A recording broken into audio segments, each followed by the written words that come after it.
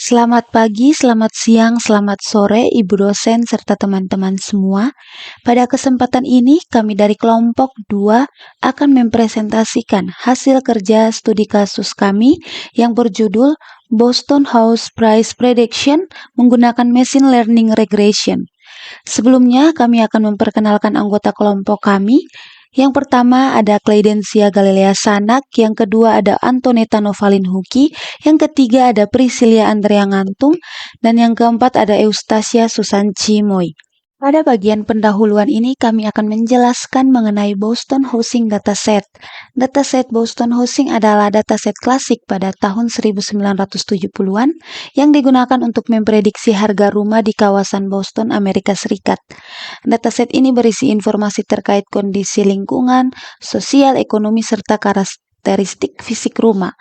Nah, target utama yang diprediksi dari dataset ini adalah median value of owner occupied homes atau nilai median harga rumah berpenghuni.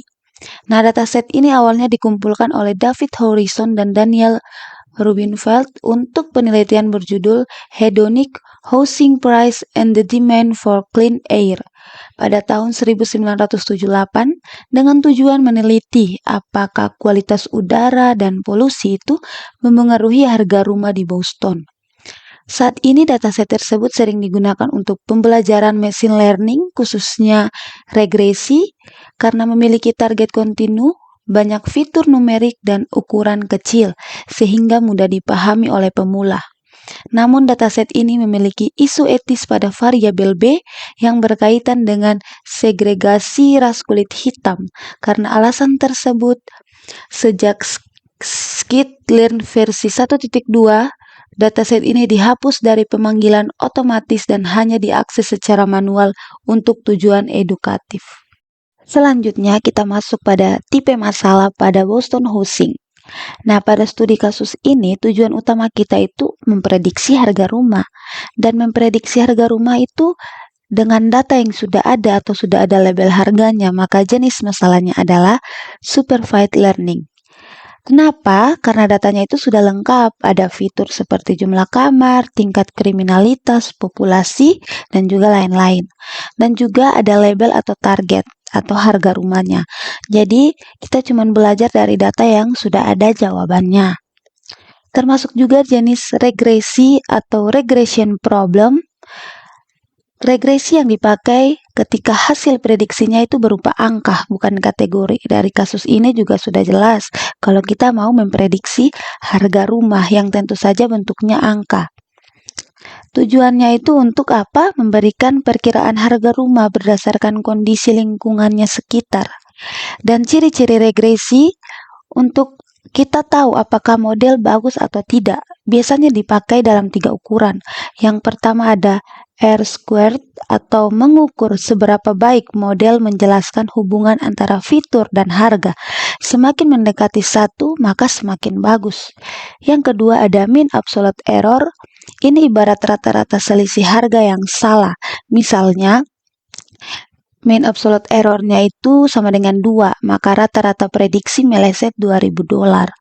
Yang ketiga ada root mean square error, hampir mirip dengan mean absolute error, tapi lebih sensitif terhadap kesalahan besar. Dia lebih cocok untuk melihat dampak kesalahan yang ekstrim. Nah, yang keempat itu kita akan menjelaskan tentang contoh fitur pada dataset Boston Housing. Nah, beberapa fitur yang paling pengaruh di dalamnya itu yang pertama ada RM, jumlah data kamar per rumah. Biasanya semakin banyak kamar, harga lebih mahal. Yang berikut ada LSTAT atau persentase penduduk berstatus ekonomi rendah. Makin tinggi angka ini, biasanya harga rumah turun. Yang berikut ada CRIM atau tingkat kriminalitas. Tempat yang kriminalitasnya tinggi, harga rumah juga cenderung murah. Yang berikut ada NOx atau tingkat populasi udara, di mana semakin populasi tinggi, harga rumah juga semakin turun. Yang berikut ada THX atau pajak properti. Pajak tinggi sering mempengaruhi daya tarik sebuah wilayah. Nah, semua fitur ini membantu model mengerti filter lingkungan supaya bisa memprediksi harga rumah secara lebih akurat. Dataset Boston Housing adalah kumpulan data yang isinya tentang informasi kondisi lingkungan rumah yang ada di beberapa wilayah area Boston dan beberapa harga rumah di sana. Nah, tujuan utamanya itu untuk membantu prediksi harga rumah berdasarkan faktor tertentu. Sumber aslinya itu berasal dari Statcliffe Carnegie Mellon University dan dulu bisa langsung dipakai di Laut Boston di Skeeter, tapi sejak tahun 2023 versi 1.2 dihapus karena isu etika pada salah satu variabel B. Kalau sekarang kita mau pakai, kita harus download dari link aslinya. Jumlah dataset. Nah, ada dataset ini ada 506 baris. Artinya ada 506 wilayah observasi dan 14 kolom, ada 13 fitur input dan 1 target output. Outputnya itu apa? Ada median value of owner occupied homes atau nilai tengah harga rumah yang dihuni pemilik, dihitung dalam $1.000.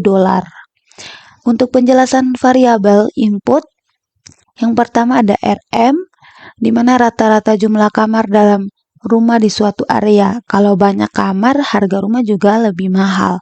Ada yang berikut ada LSTAT, presentasi penduduk dengan status ekonomi rendah. Semakin tinggi nilai LSTAT, biasanya harga rumah juga lebih rendah. Yang ketiga ada crime atau tingkat kriminalitas area tersebut. Dengan kriminalitas tinggi, biasanya harga rumah turun. Yang berikut ada NOx atau tingkat populasi nitrogen oksida. Nilai tinggi artinya udara lebih tercemar. Terus berikut ada THX atau pajak properti. Tiap kota punya tingkat pajak berbeda dan ini bisa mempengaruhi harga rumah. Yang berikut ada ZN atau presentasi area yang disediakan untuk rumah besar atau tanahnya luas. Nah, semakin besar ZN-nya biasanya area lebih elit. Yang berikut ada CHAS, variabel dummy. 1 kalau wilayahnya dekat sungai, atau 0 kalau tidak, lokasinya dekat sungai, biasanya lebih mahal. Yang berikut ada age atau presentasi rumah yang dibangun sebelum tahun 1940, yang menggambarkan apakah area itu sudah tua atau area baru. Yang berikut ada TIS atau mengukur jarak suatu area ke pusat pekerjaan. Nilai tinggi lebih jauh dari pusat kota. Dan berikut ada RAD, indeks kemudahan akses jalan raya. Semakin besar RAD, semakin mudah akses ke jalan besar. Yang berikut ada PT Ration atau ration murid terhadap guru di kota tersebut, dipakai sebagai indikator kualitas pendidikan. Yang berikut ada Black Population Index, variabel yang dihitung dari populasi penduduk kulit hitam. Ini fitur yang menimbulkan isu etika sehingga dataset akhirnya dihapus. Yang berikut ada INDWS atau presentasi area yang dipakai untuk bisnis non-retail atau pabrik, industri, dan sebagainya. Makin banyak area industri, harga juga akan turun. Berikutnya masuk pada penjelasan terkait tools yang digunakan dalam pengerjaan tugas data science ini. Tools yang kami gunakan adalah Google Colab. Google Colab kami pilih karena dapat menjalankan Python langsung di cloud tanpa perlu instalasi tambahan, serta sudah menyediakan akses ke berbagai library yang dibutuhkan untuk proses analisis dan modeling. Kemudian masuk pada import library.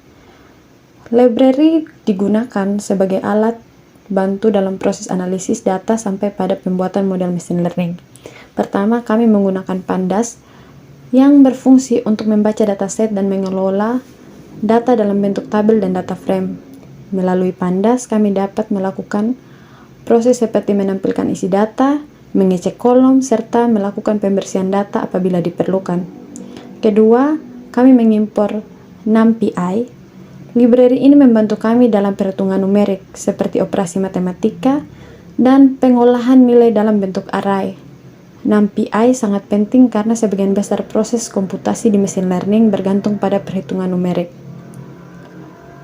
Untuk proses visualisasi, kami menggunakan Matplotlib dan Seaborn.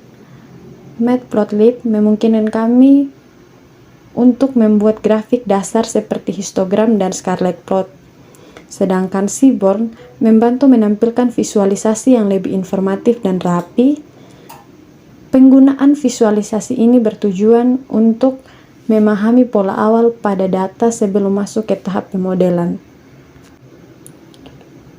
Berikutnya dari library scikit-learn, kami mengimpor beberapa fungsi penting. Yang pertama adalah train test spread yang digunakan untuk membagi data menjadi data latih dan data uji agar performa model dapat dievaluasi secara objektif. Kami juga mengimpor fungsi untuk standarisasi data, metrik evaluasi seperti MIE, RMSI, dan R kuadrat, serta beberapa algoritma machine learning yang akan digunakan. Pada bagian algoritma, kami menggunakan beberapa model regresi yang berbeda.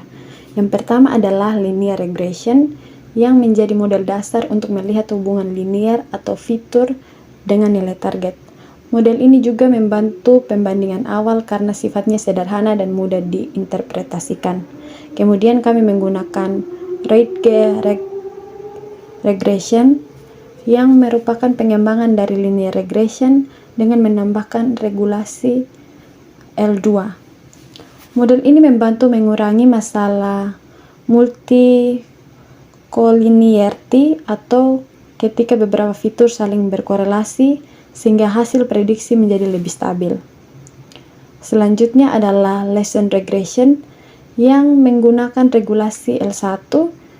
Berbeda dengan RateG, Lesson dapat sekaligus melakukan seleksi fitur dengan mengurangi koefisien fitur yang kurang berpengaruh menjadi 0. Dengan cara ini, model dapat menjadi lebih sederhana tanpa mengorbankan performa secara signifikan. Tidak hanya itu, kami juga menggunakan Random Forest Regressor, yaitu model berbasis XML yang terdiri dari banyak decision tree. Model ini mampu menangani pola data yang lebih kompleks dan non-linear, serta cenderung lebih tahan terhadap overfitting dibandingkan decision tree tunggal. Terakhir, kami mengimpor XGBoost Regressor, yaitu algoritma boosting yang menggabungkan model secara bertahap untuk meningkatkan akurasi. XGBoost sering memberikan performa terbaik pada banyak kasus regresi karena mampu belajar dari kesalahan model sebelumnya dan bekerja efektif pada data yang kompleks. Untuk tampilan grafik, kami menambahkan pengaturan SNS Set Style White Grid agar visualisasi terlihat lebih rapi dan konsisten selama analisis. Berikutnya untuk pemanggilan dataset, awalnya kami mencoba membuat dataset Boston Hosting secara langsung dari scikit-learn menggunakan perintah load Boston. Namun ketika dijalankan muncul pesan error yang menyatakan bahwa fungsi tersebut sudah dihapus dari scikit-learn sejak versi 1.2 pada tahun 2023. Pesan error tersebut juga dijelaskan bahwa penghapusan dataset ini dilakukan karena adanya isu etika, khususnya pada variabel B yang berkaitan dengan asumsi ras dan segregasi. Oleh karena itu, scikit-learn tidak lagi menyediakan dataset ini secara otomatis. Dari keterangan yang muncul, scikit-learn menyarankan dua hal. Yang pertama adalah mengakses data secara manual melalui sumber asli, dan yang kedua adalah menggunakan dataset alternatif seperti California Housing atau Ames Housing.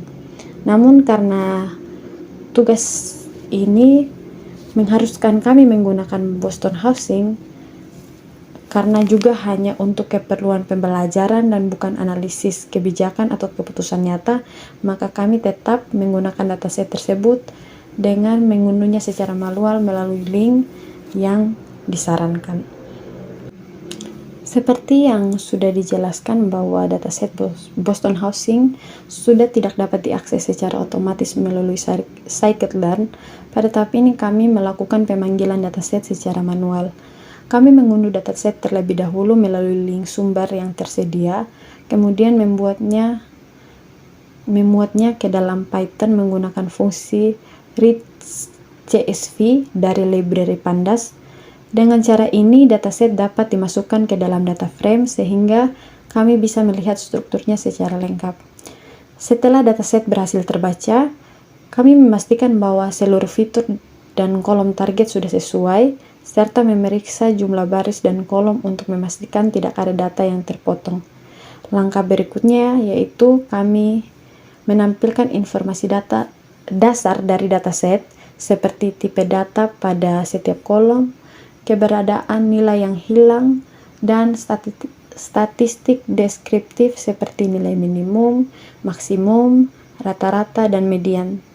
Tahap ini penting untuk memahami kondisi data sebelum masuk ke proses visualisasi dan pemodelan.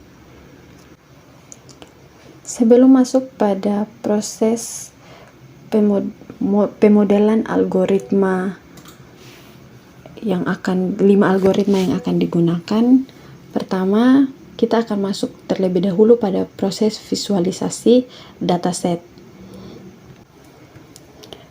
Yang pertama, kami melakukan visualisasi univarian untuk memahami pola distribusi setiap variabel secara terpisah, di mana yang pertama kami menggunakan histogram. Tujuannya adalah untuk melihat bagaimana data menyebar, apakah terdapat kecenderungan tertentu, serta apakah ada nilai yang ekstrim sebelum kami melanjutkan ke tahap pemodelan. Untuk histogram yang pertama yaitu MEDV atau harga rumah, sumbu X menampilkan nilai harga rumah dalam ribuan dolar, sedangkan sumbu Y menunjukkan jumlah data pada setiap rentan harga. Dari grafik ini terlihat bahwa sebagian besar data berkumpul pada kisaran harga 20 hingga 25, sehingga dapat disimpulkan bahwa mayoritas rumah dalam dataset berada pada kategori harga menengah. Kami juga menemukan bahwa beberapa nilai yang mencapai angka 50, yang merupakan batas maksimum dataset, sehingga kemungkinan nilai tersebut termasuk kategori outlier atau nilai yang dibatasi. Kemudian histogram yang berikut adalah variabel RM, yaitu rata-rata jumlah kamar pada setiap rumah. Pada grafik ini, sumbu X menunjukkan jumlah kamar, sementara sumbu Y menunjukkan berapa banyak rumah yang memiliki jumlah kamar tertentu. Distribusinya tampak terkonsentrasi pada angka 5 hingga 7 kamar, yang berarti sebagian besar rumah memiliki ukuran standar. Hanya sedikit dari data yang berada di atas 8 kamar, sehingga dapat dianggap sebagian rumah berukuran besar namun jarang ditemukan dalam dataset. Terakhir, ada histogram LSTIT, yaitu presentasi penduduk dengan status sosial ekonomi rendah. Sumbu X menampilkan presentasi tersebut, sedangkan sumbu Y menunjukkan jumlah wilayah dengan presentasi yang sesuai. Pola distribusinya terlihat miring ke kanan, yang menunjukkan bahwa lebih banyak wilayah memiliki presentasi dengan status sosial ekonomi rendah, terutama pada kisaran 5 hingga 15%. Semakin tinggi nilai penduduk dengan status sosial ekonomi rendah, maka jumlah datanya semakin sedikit, sehingga kondisi sosial ekonomi rendah tidak merata dan hanya terjadi pada sebagian kecil wilayah. Melalui visualisasi univarian ini, kami dapat memahami karakter awal data sebelum masuk ke proses analisis hubungan antar variabel dan pembangunan model prediksi. Kemudian ada visualisasi univarian yang kedua, yaitu kami menggunakan box plot untuk memahami persebaran nilai MEDV serta mendeteksi apakah terdapat nilai yang bersifat ekstrim. Melalui box plot, kami dapat mengetahui posisi median harga rumah yang berada kurang dari angka 21.000 dolar, ditunjukkan oleh garis horizontal di tengah kotak. Bagian kotak mewakili rentan antar kuartil, yang pada data ini berada di sekitar antara 18 hingga 25, sehingga menunjukkan area di mana sebagian besar nilai MEDV terkumpul.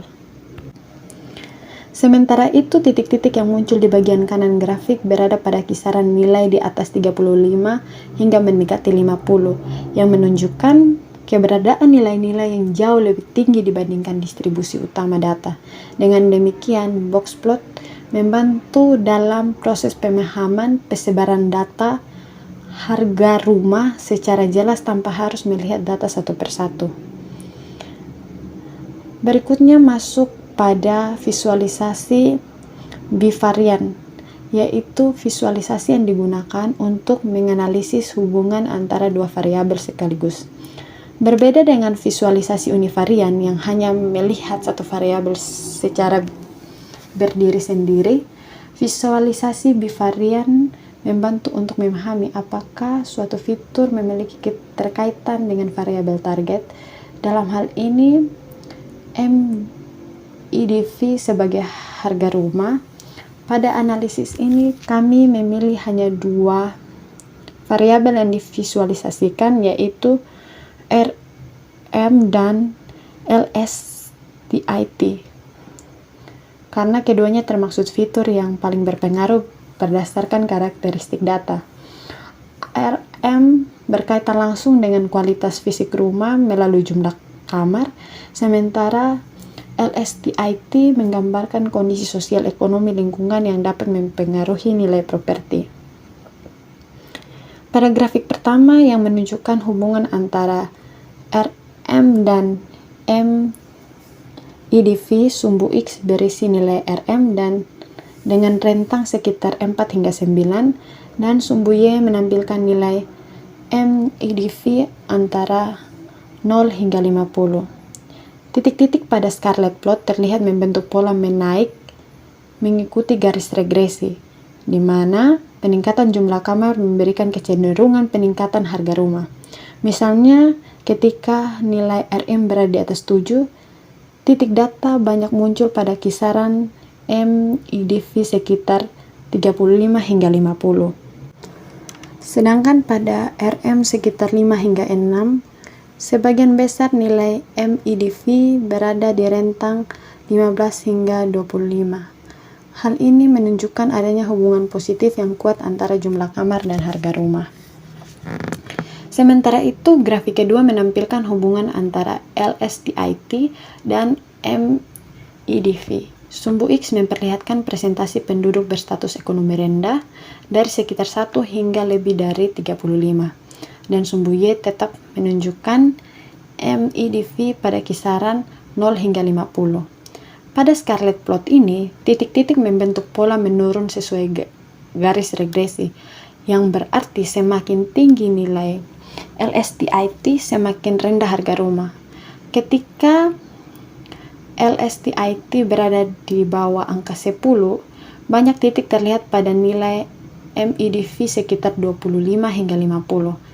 Namun, ketika LSTIT meningkat melewati angka 20 hingga 30, nilai MIDV turun ke kisaran 5 hingga 15. Melalui visualisasi bivarian ini, kami dapat memahami arah dan kekuatan hubungan antar variabel secara lebih jelas sebelum masuk pada pemodelan. Oke, selanjutnya di sini saya akan menjelaskan tentang korelasi dan heatmap. Pada bagian ini ditampilkan sebuah heatmap korelasi yang menggambarkan hubungan linear antara seluruh variabel pada dataset Boston Housing. Heatmap ini dihasilkan dari matriks korelasi yang menggunakan fungsi DF-core. Warna merah menunjukkan korelasi positif, sedangkan warna biru menunjukkan korelasi negatif dengan rentan nilai dari -1 hingga +1. Analisis ini sangat penting karena membantu kita memahami variabel mana yang memiliki pengaruh besar terhadap harga rumah atau MEDV, serta membantu dalam pemilihan fitur dan model prediksi. Berdasarkan dari heatmap, Beberapa variabel menunjukkan hubungan yang sangat kuat dengan MEDV. Variabel RM itu jumlah rata-rata dengan korelasi positif terbesar yaitu sekitar 0,7. Yang berarti semakin banyak jumlah kamar dalam satu rumah, semakin tinggi harga median rumah tersebut.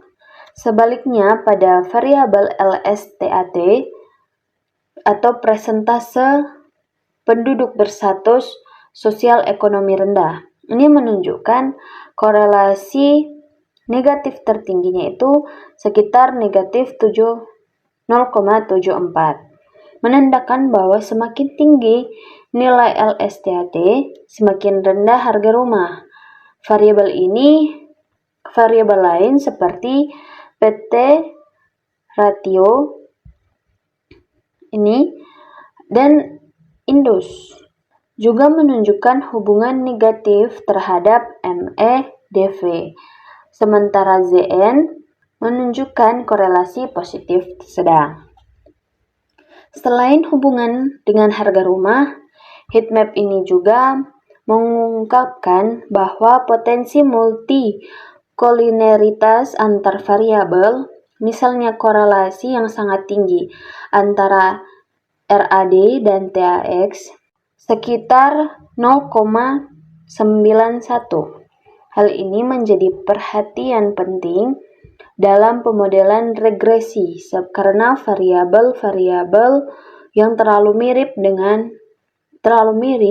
dapat mengganggu stabilitas model.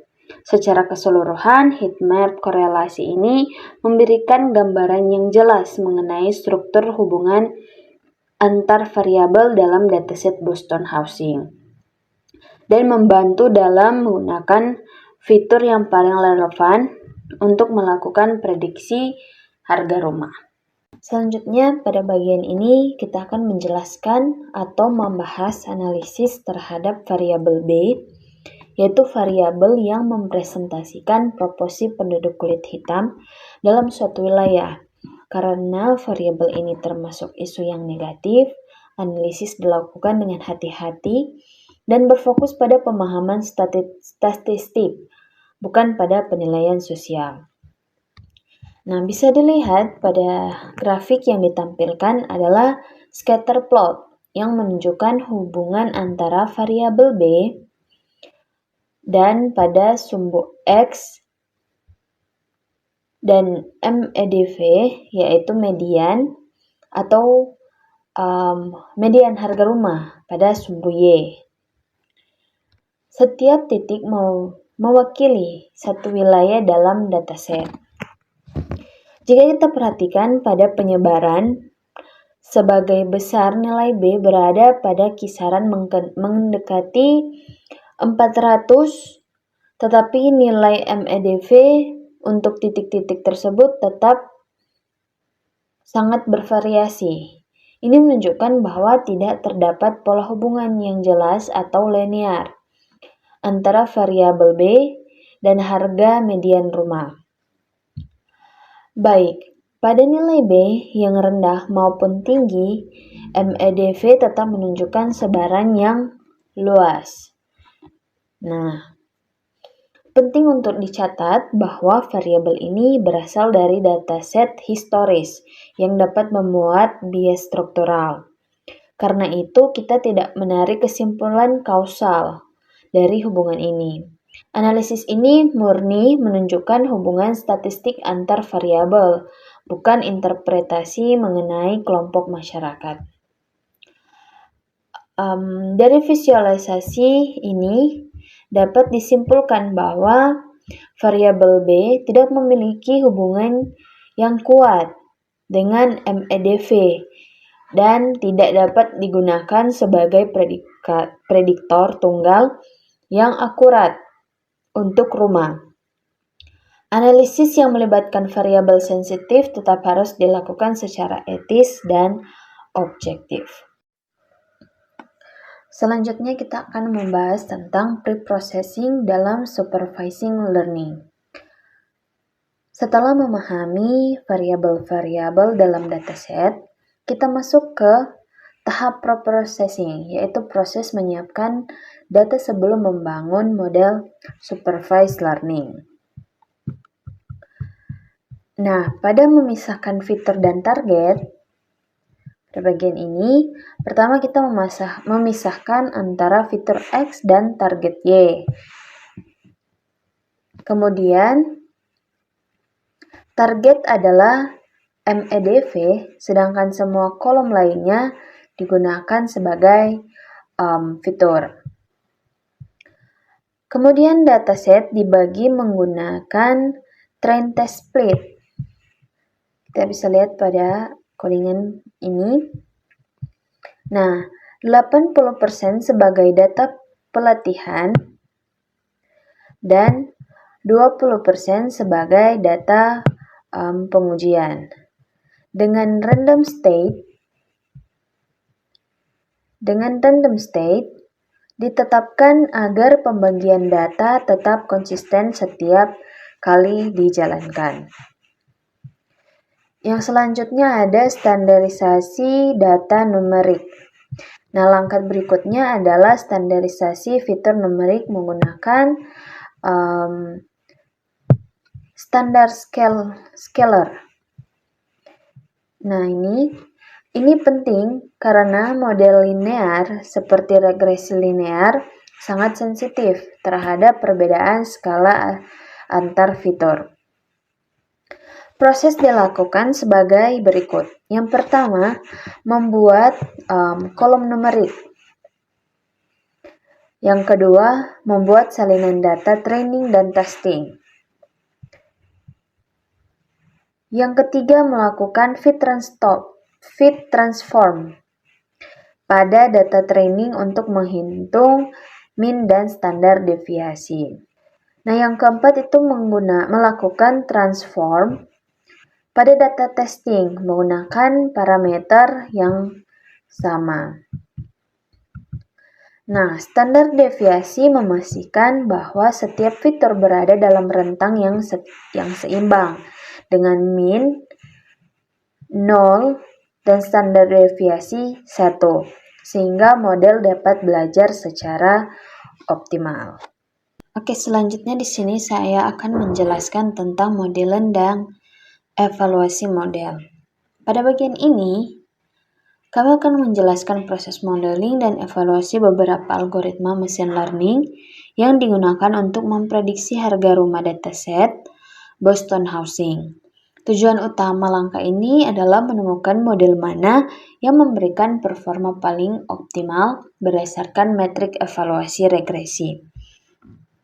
Yang pertama itu ada fungsi evaluasi model. Nah, di sini kami pertama membuat sebuah fungsi bernama evaluate. Fungsi ini digunakan untuk menghitung dan menampilkan beberapa metrik performa model, yaitu R2, yaitu untuk mengukur kemampuan model menjelaskan variasi data, MAE atau mean absolute error, yakni rata-rata selisih absolut antara prediksi dan nilai sebenarnya. Yang ketiga ada RMSE, yaitu atau root mean square error yang memberi penalti lebih besar untuk error yang jauh.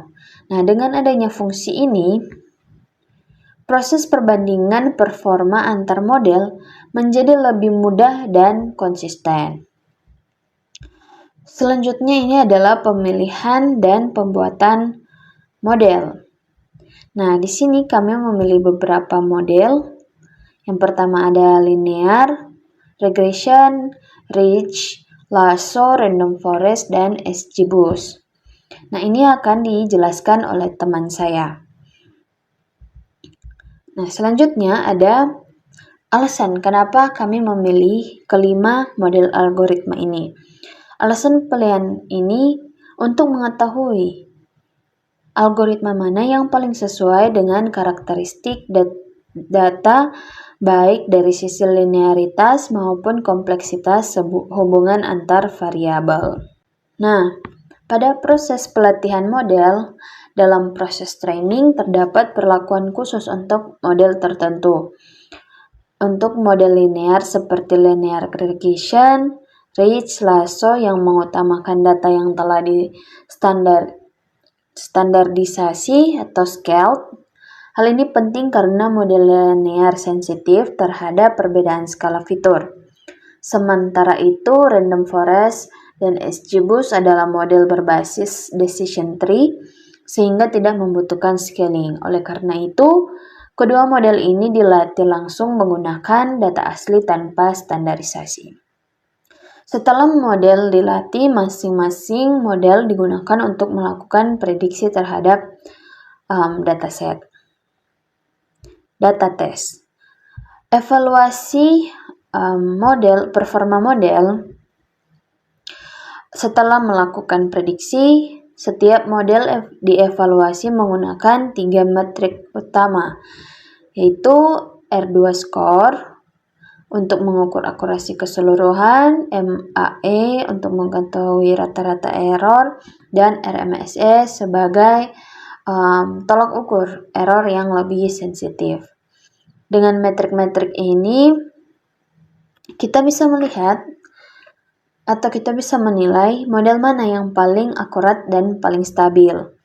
Hasil evaluasi memberikan gambaran yang jelas untuk performa tiap model, sehingga kita dapat menentukan model terbaik secara objektif. Secara kesimpulannya, keseluruhan tahapan modeling dan evaluasi ini mencakup pelatihan beberapa model regresi, memperlakukan khusus pada model tertentu seperti standarisasi data, melakukan prediksi pada data test, dan mengevaluasi performa setiap model menggunakan metrik yang sama. Dengan langkah-langkah ini, kita dapat menentukan model yang paling optimal untuk memprediksi harga rumah pada dataset Boston Housing. Tahap berikutnya adalah menganalisis lebih dalam untuk model terbaik, melihat error prediction, dan mempersiapkan model untuk digunakan pada data baru. Oke, selanjutnya di sini saya akan menjelaskan tentang visualisasi model terbaik, fitur important XGBoost. Nah, di sini saya tidak akan menjelaskan lebih banyak, tapi saya akan menjelaskan tentang sumbu X dan sumbu Y-nya aja, karena penjelasan yang lebih lengkap akan dijelaskan oleh teman saya di next penjelasan. Nah, pada sumbu X atau fitur berisi nama-nama fitur dari dataset Boston Housing seperti RM, text, dis, dan LSTAT, dan lain-lainnya. Nah, setiap label sumbu X menunjukkan fitur mana yang sedang diukur tingkat kepentingannya. Sumbu Y atau importance score menunjukkan nilai kepentingan importance score setiap fitur dalam model XGBoost. Semakin tinggi nilai pada sumbu Y, semakin penting juga fitur tersebut dalam membantu model membuat prediksi. Di sini saya akan menjelaskan untuk 5 algoritma model machine learning yang sering digunakan. Jadi yang pertama ada linear regression. Tujuan utamanya itu untuk memodelkan hubungan linear antara fitur dan target. Dan model ini tuh punya karakteristik yang sederhana, cepat, dan mudah, tapi perlu diingat juga kalau model ini tuh cukup sensitif terhadap outlier dan data pencilan. Selanjutnya untuk memperbaiki kelemahan linear regression, kita juga punya 2 metode regularisasi, yaitu yang pertama ada ridge regression yang menggunakan regularisasi L2, dan ini itu berguna untuk mencegah overfitting dengan mengecilkan koefisien tanpa menghilangkannya. Lalu yang kedua ada lasso regression yang menggunakan regularisasi L1. Nah, ini bedanya kalau lasso ini sanggup menghapus fitur yang tidak relevan sampai koefisiennya itu 0. Jadi sangat cocok digunakan untuk seleksi fitur. Yang keempat, kita masuk ke dalam model berbasis pohon, yaitu random forest. Jadi model ini memprediksi dengan menggabungkan banyak decision tree.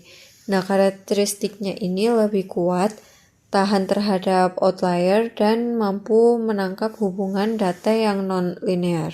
Dan yang terakhir ada XGBoost. Algoritma ini meningkatkan prediksi melalui teknik boosting, di mana pohon ini dibangun secara bertahap. Jadi ini juga dikenal sangat akurat, cepat, dan bisa menangani data yang kompleks serta ampuh mencegah overfitting. Masuk ke bagian hasil dan evaluasi model. Jadi di sini kami membandingkan performa kelima algoritma tadi itu berdasarkan R2 score, MIE, dan RMSE. Bisa dilihat pada tabel untuk model linear regression, Ray's, dan Lasso, hasilnya itu cenderung kurang optimal. R2 score-nya itu hanya berkisar di angka 0,65 sampai 0,66. Jadi kesimpulannya ketiga model ini tuh kurang mampu menangkap pola data dengan baik. Namun performa ini meningkat drastis saat kita menggunakan random forest yang mendapat kategori sangat baik dengan skor 0,89. Dan hasilnya XGBoost ini keluar sebagai model terbaik. Alasannya itu yang pertama karena XGBoost ini memiliki R2 score tertinggi yaitu 0,9057 yang berarti prediksinya paling akurat mendekati data asli. Lalu yang kedua, nilai errornya yaitu MIE dan RMSE adalah yang terendah dibanding model lain. Jadi ini artinya juga tingkat kesalahan prediksinya itu paling kecil. Lalu yang ketiga, model ini tuh punya fitur regularisasi bawah sehingga resiko overfittingnya itu rendah. Dan untuk yang terakhir, itu karena berbasis algoritma boosting, XGBoost sangat unggul dalam menangkap pola data kompleks. Setelah mengetahui XGBoost ini adalah model terbaik, kami membedah lebih dalam lagi menggunakan fitur importance untuk melihat faktor apa saja yang paling mempengaruhi prediksi harga rumah. Bisa dilihat pada grafik fitur RM atau jumlah kamar memiliki skor importance yang paling tinggi dan sangat mendominasi. Ini artinya jumlah kamar adalah faktor yang paling krusial. Semakin banyak kamar, harga rumah akan semakin tinggi. Faktor kedua yang paling berpengaruh adalah LSTAT, yaitu persentase penduduk dengan status ekonomi rendah. Jadi pengaruh besar juga, namun berbanding terbalik, di mana semakin tinggi angka kemiskinan di suatu daerah, harga rumah cenderung turun. Sementara itu, fitur-fitur lain seperti Distax dan Krim yang berkaitan dengan jarak ke pusat kerja, pajak, dan kriminalitas hanya memberikan pengaruh sedang. Dan fitur ini sisanya seperti usia bangunan atau rasio guru-murid gitu, kontribusinya relatif kecil dalam model ini. Jadi sebagai penutup, kesimpulannya adalah dataset Boston Housing ini sangat relevan untuk penerapan supervised learning tipe regresi. Dari 5 algoritma yang kami uji, mulai dari yang sederhana seperti linear regression hingga yang paling kompleks, kami menemukan bahwa performa setiap model ini sangat bergantung kepada kompleksitas data. Dan hasil akhir menegaskan bahwa XGBoost ini adalah model terbaik untuk kasus ini. Dan eksperimen ini juga berhasil memvalidasi bahwa fitur fisik seperti jumlah kamar atau RM dan faktor sosial ekonomi adalah penentu utama harga rumah.